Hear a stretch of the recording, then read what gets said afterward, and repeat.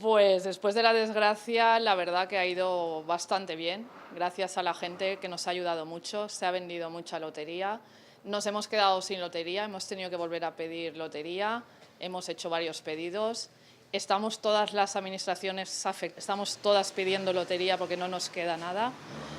Y agradecidos mucho a la gente por ayudarnos. Sí, de toda España nos están pidiendo lotería. Barcelona nos han ayudado mucho, y Madrid, Andalucía, Cáceres, en Canarias también nos han pedido, en muchos sitios. El 29 lo piden mucho, pero tenía 2 números y se agotaron enseguida. No, el 29 nada, no sale tampoco por máquina, está agotado. Pues a ver, bueno, esta última y más atrás, pues a tope.